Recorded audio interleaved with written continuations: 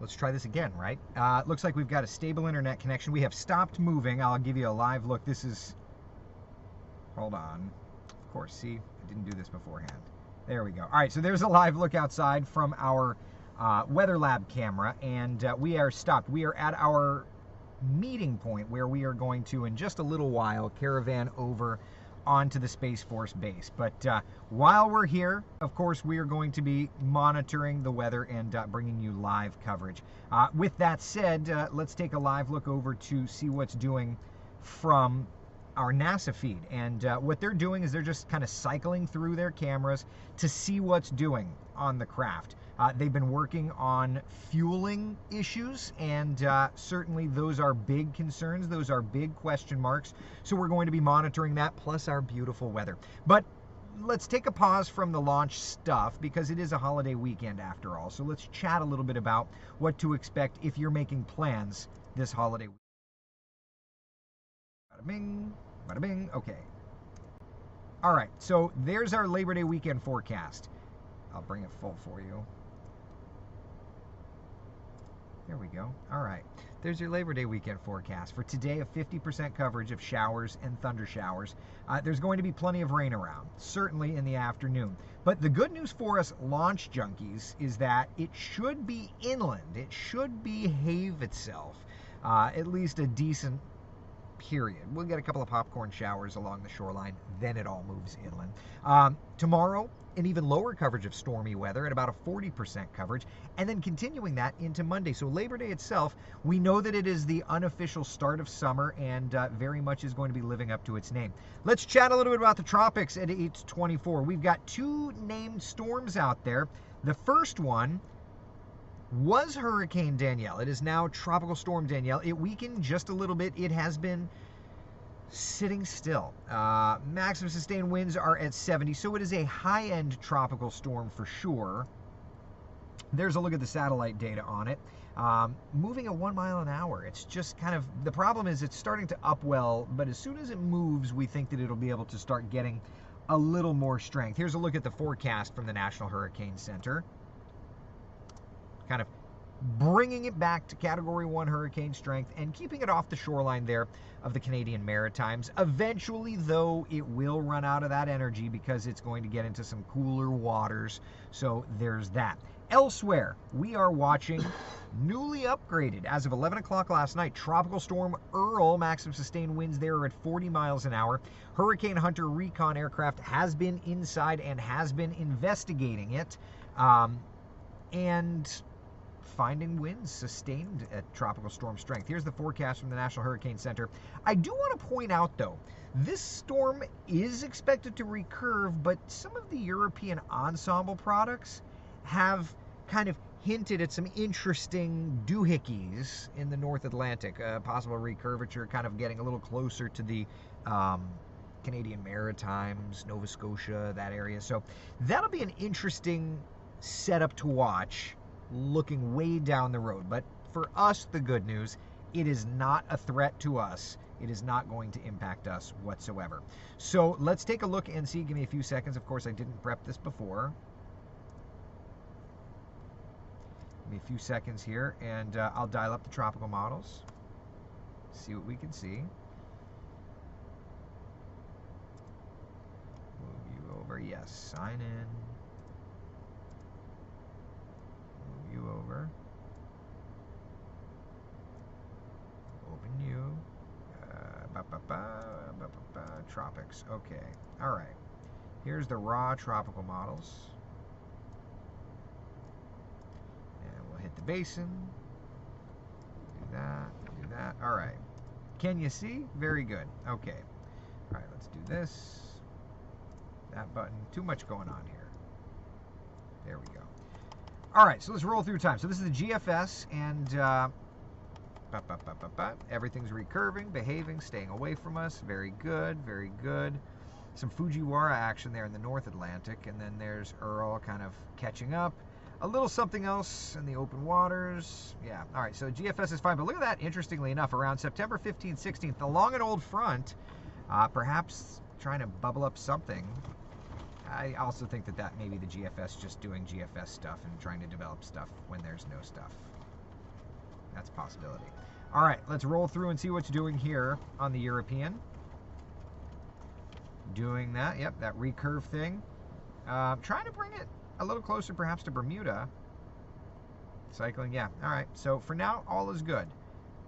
It'll be interesting, though, certainly down the pike to see how that all plays out, okay? But for right now, the model's behaving themselves. So tropics definitely heating up. We are in that phase of the season. The peak of season, of course, is basically now. But it also, anytime that that's the case, it also means that you're talking about fall, and I'm okay with that. Disney certainly decorated for fall. Of course, last night was the first night of Halloween Horror Nights, as crazy as that may be. The weather hasn't really taken a turn, but then again, that's okay. If you're heading out to the attractions today, watching the showers and thunder showers in the afternoon.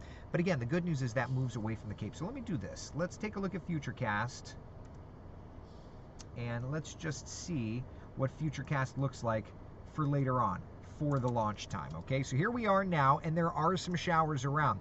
Watch how through lunchtime we start to popcorn up some rains, right? Through 1 o'clock. That's going to be, to me, about the only question mark time frame.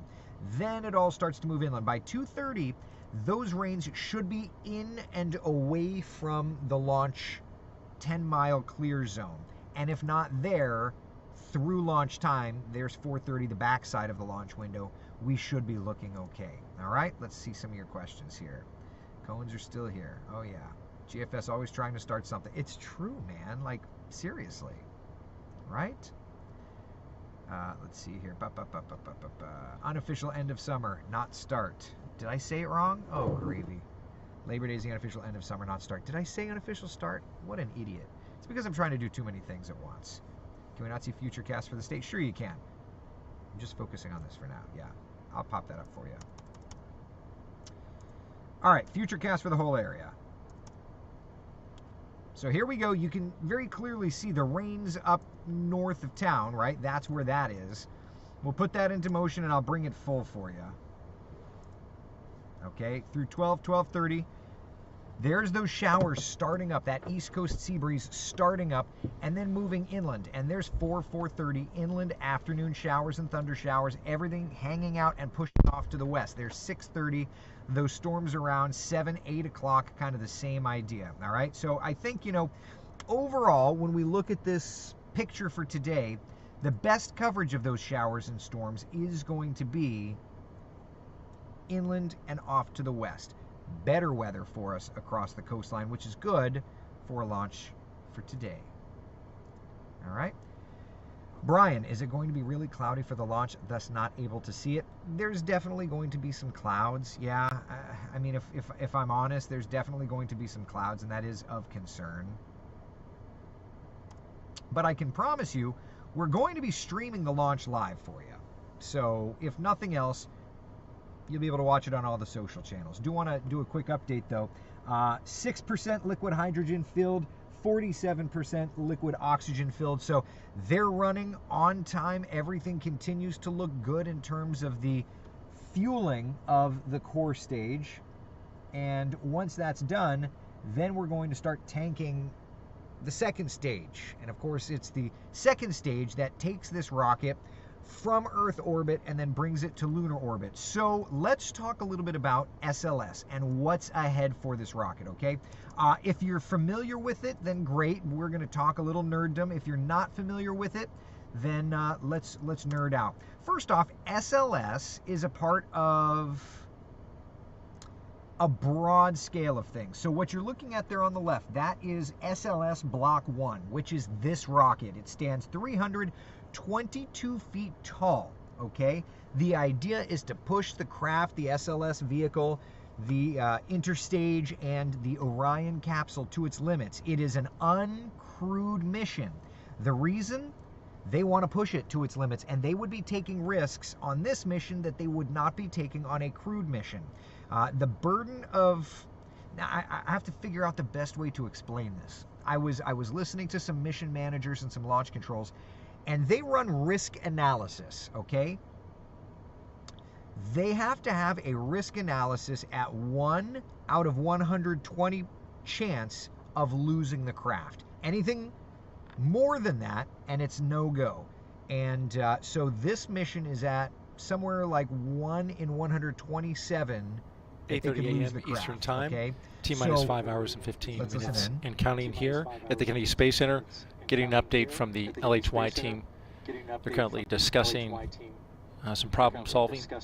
They have their liquid hydrogen line in manual fill after a leak developed an hour 15 ago in the 8-inch QD line that supplies the liquid hydrogen. It's just on the opposite side of that checkerboard target on the core stage. Engineers are discussing plans to raise that level to fast fill. I'll have more on that in a second. Stand by. Okay, so they're working through the issue, which we knew they were working through, and hopefully this will just continue to proceed in the right direction. And you know, you're going to be hearing through our little broadcast here, and then of course through the day, you're going to be hearing from Daryl Nail over at NASA Artemis Control, updating us on everything. But while they're in a bit of a pause, let's talk more about this, okay? This SLS craft is designed not only to go to the moon, but to Mars down the road. And so this stage is 322 feet. They'll add an exploration upper stage. That's the SLS Block 1B crew. And that means that not only is there crew aboard, but there's more equipment. It could be a lunar lander or something to that effect. So this will eventually get taller. And while it does get taller, it will get to be the same height as the Saturn V. So this craft stands 322 feet tall. Saturn V stood 363 feet tall. The Block 1B will stand 365 feet tall. So I know we're getting into some nerd stuff, but such is life. You keep hearing us talk about how this is the most powerful craft to ever launch from the Kennedy Space Center. Shall we get into some of those numbers?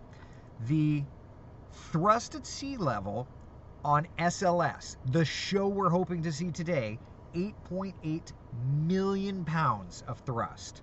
The Saturn V rocket that took Apollo astronauts around the moon in Apollo 8, and then of course Apollo 11, 12, 13, 14, 15, took them down to the lunar surface.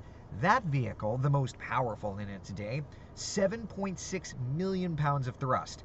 Now, for those of us that just love to see this stuff, it's the sheer force of that rumble, the vibration that you feel in your core that gets you. Space Shuttle, I'm a Space Shuttle era kid, Space Shuttle had 5.3 million pounds of thrust. The Falcon 9 has a mere 1.6, I say mere, but understand, relatively speaking, has a mere 1.7 million pounds of thrust. And the Atlas V has 800,000 pounds of thrust. But that's without SRBs. The idea of the ULA workflow is that you start there and then cycle your way up based on the particular customer and things like that. So Atlas V certainly doesn't typically go up with less than 1 million pounds of thrust. Each SRB on an Atlas V, I believe, carries 300,000 pounds. So most of them carry 3, 4, even 5 SRBs. So you can see where that number would go up dramatically. But for our case, 8.8 million pounds of thrust on this craft.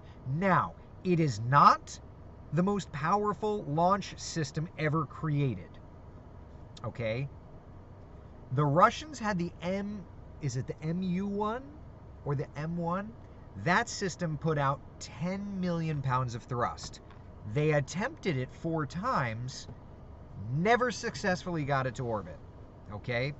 So, should SLS succeed, which certainly that's the goal here, should SLS succeed, this would be the most powerful rocket to ever make orbit. Asterisk there as well, because space is so complex. With that said, the Starship, which is, of course, the next generation for SpaceX, looks like a 1950s comic novel spacecraft. that will essentially double, and you're looking at a lot more power with that. We'll get there eventually. But it's fascinating. It's fascinating to see what this is. Stephanie says, oh, regarding the leak, Stephanie says, get the Flex Seal tape, right?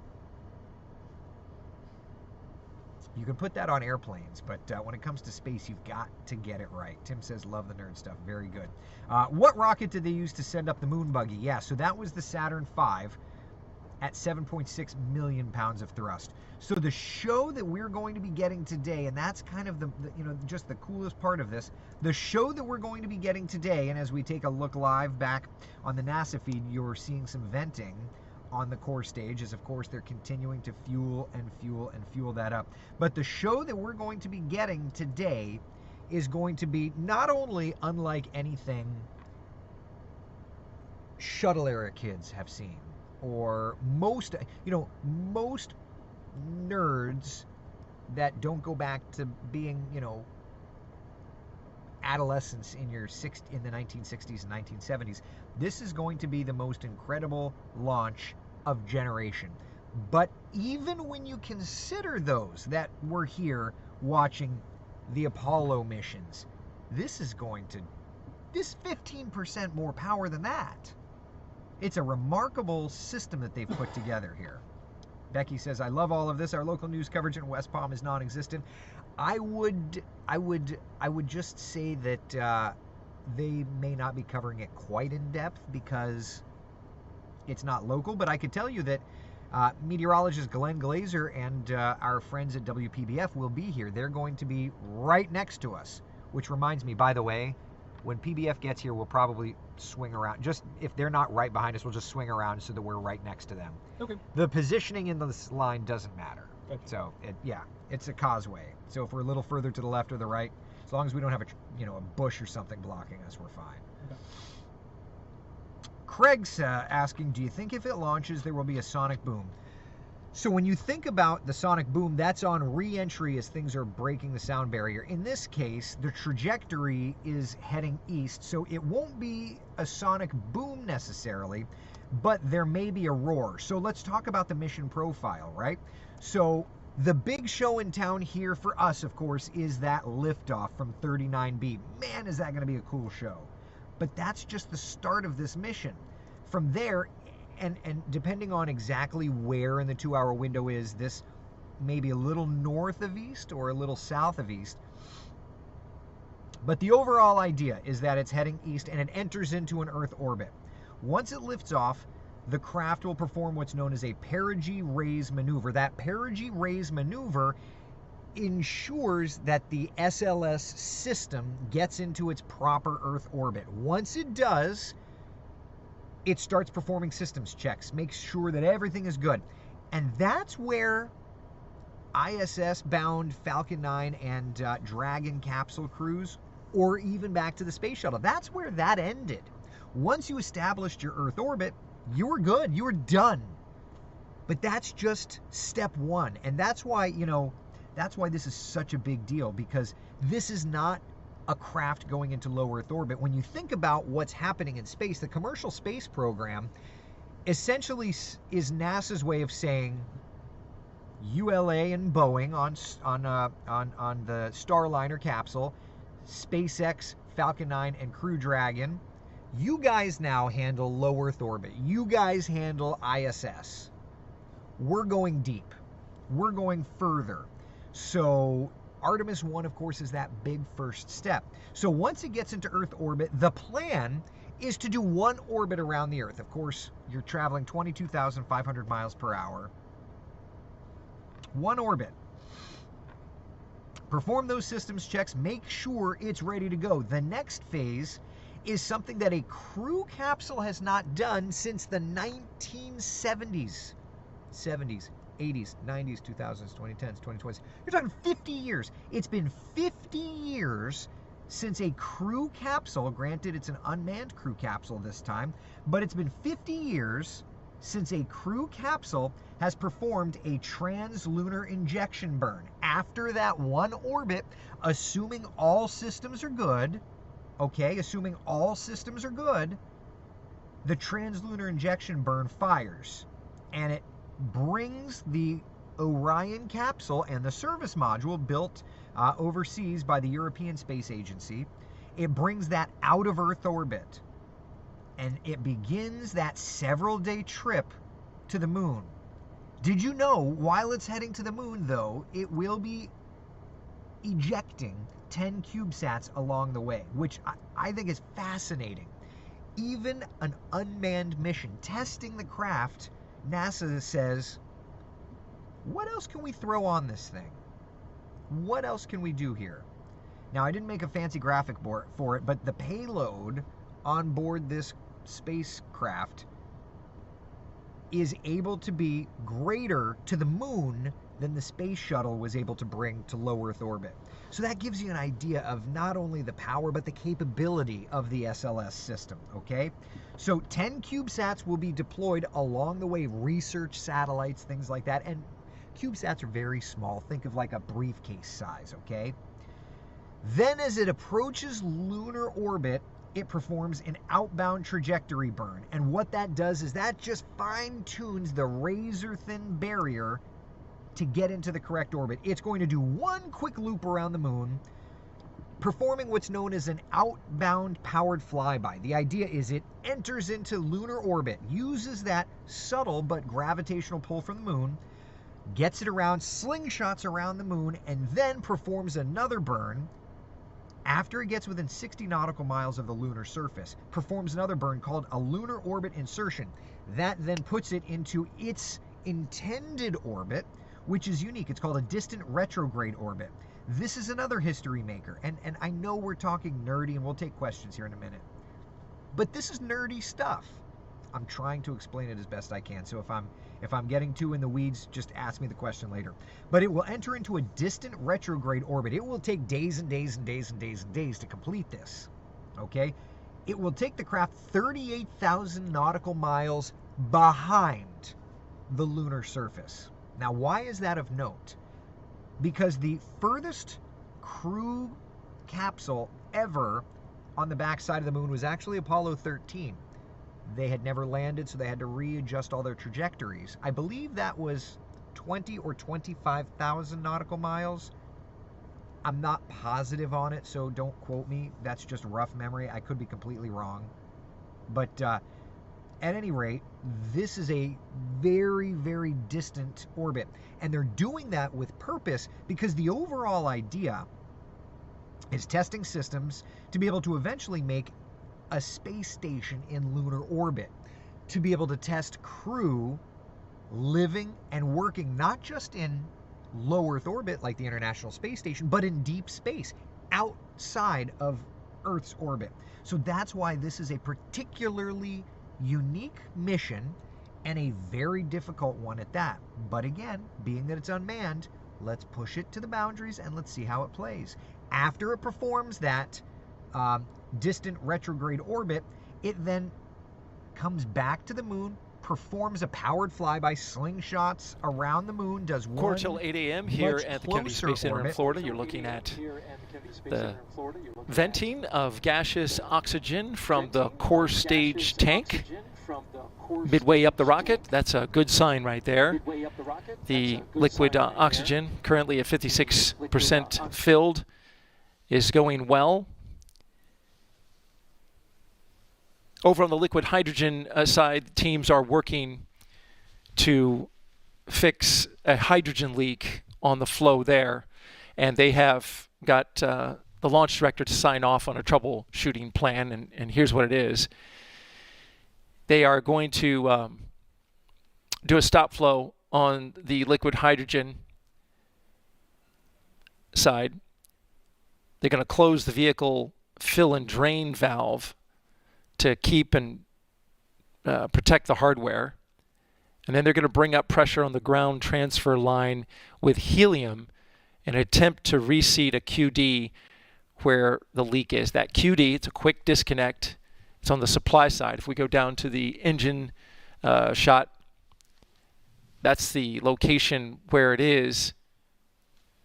They put pressure on that line in an attempt to try to get that 8-inch QD connection to reseat They believe that the seal inside the vehicle and ground side plate, which is exactly on the opposite side of the core stage booster there, right there where you see that checkerboard target for tracking purposes. This is the plan that they have in place, again, to try to stop a leak, which they have seen some indication that it continues to leak when they raise the pressure on the liquid hydrogen.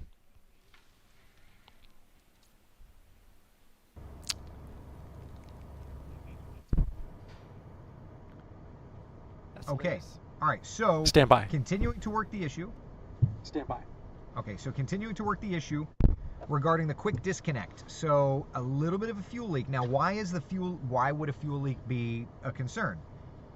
Obviously, all the fuel you want to get into the spacecraft instead of leaking into the atmosphere around it. Leaking fuel into the atmosphere around it makes a spark and a fire hazard. And while sure, as long as there's no lightning, that's not a huge concern. But if there's any lightning in you could see where the safety concerns build very, very quickly. So certainly we're going to continue to monitor. I will have the NASA audio up throughout this broadcast, and in the event that they pop in and say something, NASA commentator Daryl Nail, in the event that he pops in, we will certainly bring that back to you. But I do want to get back to what we were chatting about, which was what kind of is the mission itself.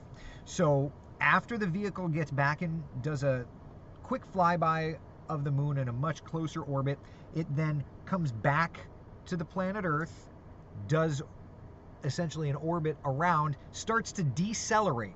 And as it's decelerating, this is a main component to today's launch, to today's mission.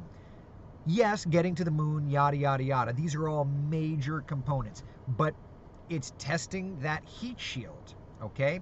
It's testing.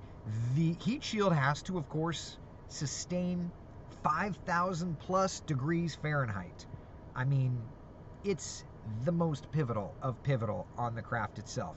So as the craft in about 36, 37, 38 days after the mission returns to Earth, parachutes down to the surface in the Pacific, and then all the data is done. So all said and done, here's what we're looking at, the hits, runs, and errors on this, okay?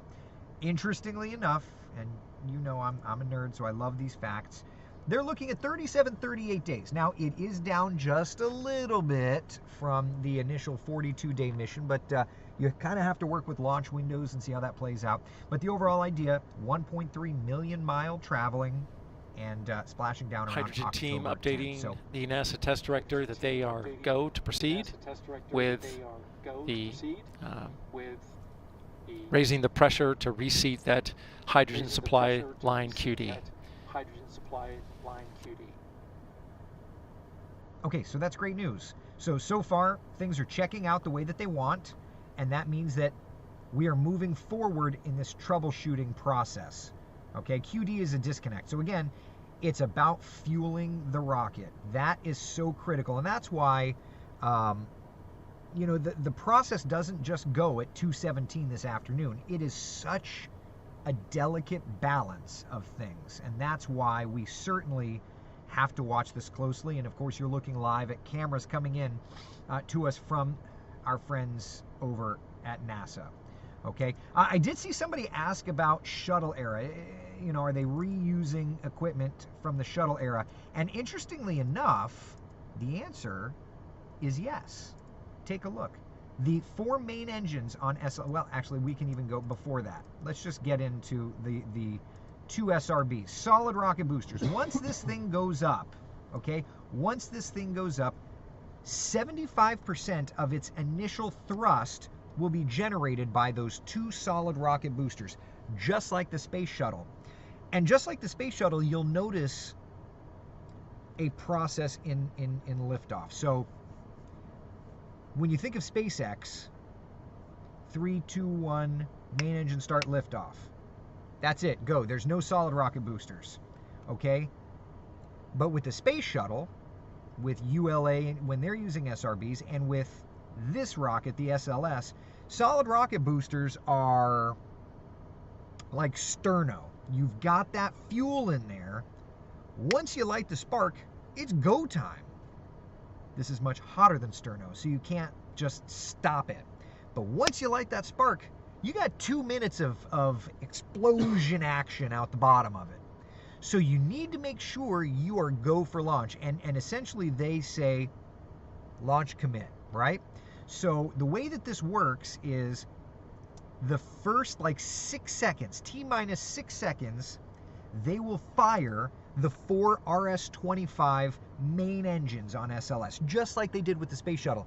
T-minus 10, 9, main engine start, 5, 4. You'll see that. You're going to see these 4 engines firing. They're going to be pressuring, throttling up, and then coming back down and doing all those checks. And assuming that those 4 engines are good, within range, T-minus 3, 2, 1, SRB ignition liftoff. Because as soon as you kick those SRBs, it's go time, baby. You're not going to be able to hold this thing down. So 4 engines are the main engines. One thing that is interesting, yes, they are leftovers from the shuttle era. They have been modified. Engine number 3, engine 2058, was the engine that had the issue on the Tuesday launch attempt. That engine first flew in 2006 on Space Shuttle Discovery. Interestingly enough, it is not the oldest of the main engines. The oldest is engine 1, engine 2045, which first flew in 1998 with Space Shuttle Endeavour, okay? This is all very interesting stuff. The Space Shuttle consisted of 3 of these RS-25s, and then it had 2 RS-10 engines. For SLS, they're using the RS-10 on the orbital maneuvering system. This is what the European Space Agency put together. It's the service module to the Orion capsule. I find this fascinating. Fascinating that the orbital maneuvering system, this is the engine that will launch it out of Earth orbit, get it on a translunar injection, get it to lunar orbit, get it into its specific orbit, blast it away from the moon, bringing it back to Earth. That is a RS-10 engine that first flew in 1984. It's almost as old as I am. This first flew on Space Shuttle Challenger. Now maybe it's just me thinking that this is super nerdy, but like unbelievably smart. But here we are. It's incredible, isn't it? It's just incredible.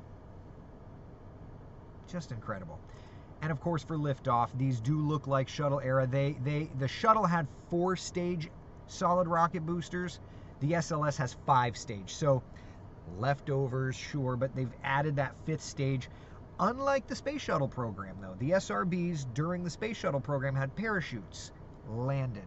These will not. These are going to be consumable. As a matter of fact, every bit of this rocket is going to be consumable, or is going to burn up in the atmosphere, that sort of thing. So these engines are going to go. Of course, there are more Space Shuttle era holdovers that we will use in future missions, and then once we have expended all of the inventory, for lack of a better term, there will be new engines built, and the idea is that they will be getting better performance and for a cheaper price. So that's the good news there when it comes to the rocket itself. Bottom right corner of your screen, we continue to monitor the live radar, and there are some downpours certainly off the shoreline, but nothing getting close. As you can see as we've zoomed in, there's nothing getting close to the launch area itself. So good stuff, good stuff. All right, I've talked for enough. Now I want to do my best. I am no rocket scientist. I want to make that very, very, very, very clear. But I've done quite a bit of research, and so at least we can chat, and I'll tell you if I don't know anything. So questions that you have. Let's see here. It's incredible you're making it so... Oh, Karen, thank you, my dear. I appreciate that. It's such interesting stuff, and I've done everything I can to research this. I'm also super nerdy, so it kind of goes hand in hand, right? Yeah, it's a Rocketdyne engine, Kenneth. Oh, did somebody say that this was not built in the United States? Yeah, these are the RS-25, the RS-10. Those are American-made engines. The Atlas rockets use currently, the Atlas V current generation does use Russian-built engines, but They already have in stock all of, I believe those are RL engines. They already have all the engines that they need.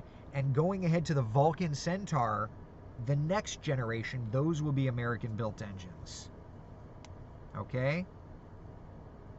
Good question, though. Rosebud, I live within 10 miles of the launch. Will I have to worry about a lightning strike? Well, you're worrying about it no more or less than the folks at NASA. For right now, though, we're good. Yeah. What time does it take off, or did it already happen? Katie's asking. No, 2:17 is the launch window. That's when the launch window opens up. Let's go back to the launch forecast for you. 2:17 to 4:17 is that launch window. And the meteorologists and launch weather officers out here at Space Launch Delta 45, which are the folks that put together the official launch forecast, they're calling for a 60% chance of good weather at the beginning of that launch window and 80% chance of good weather at the end of the launch window. Now, you were talking about lightning. Did you know that rockets can actually generate their own lightning? As it accelerates from 0 to 22,500 miles per hour, as you can imagine, there's a lot of friction. You don't think of it that way, but there's a lot of friction. As it's accelerating, it's generating a static charge. And if you were to go on YouTube, you could see, interestingly enough, you could see where static electricity in the early days of spaceflight has been triggered to create a lightning bolt. And obviously you don't want a lightning bolt striking a fully fueled rocket. Case in point, you can see in this shot, right where it says core stage liquid oxygen, that big white thing, that's a lightning rod. Core stage liquid hydrogen, there are 2 lightning rods there. This rocket stands 322 feet tall. Those are 600-foot tall lightning rods.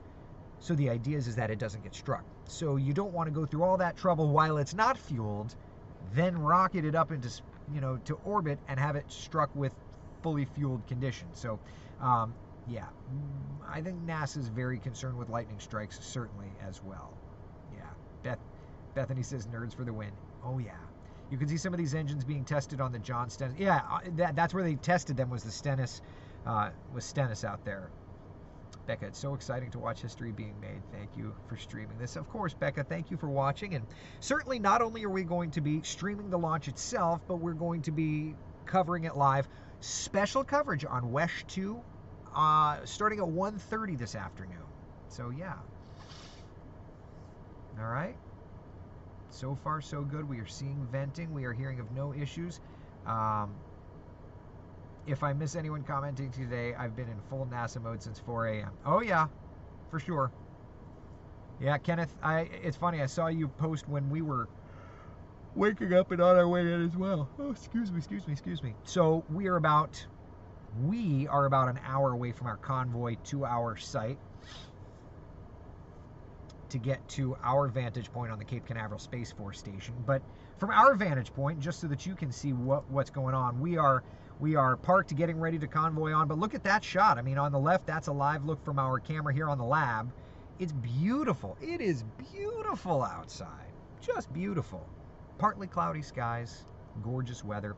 Once we get out to the site, we are going to do another update. All right, but for now, I think I've talked for about an hour. I'm good and done for a little while. We will continue to monitor this, doing everything we can to keep you updated, all right? In the meantime, we'll be watching those showers and storms, hopefully not a bother. If you have Twitter, follow me on Twitter, twitter.com/Eric Burris Wesh. There I'll be tweeting updates throughout, and then of course live coverage as cell phone signal allows. All right? All right, listen, thank you so much for hanging out. Live from the lab, I'm First Morning Meteorologist Eric Burris. Make it a great day, you guys.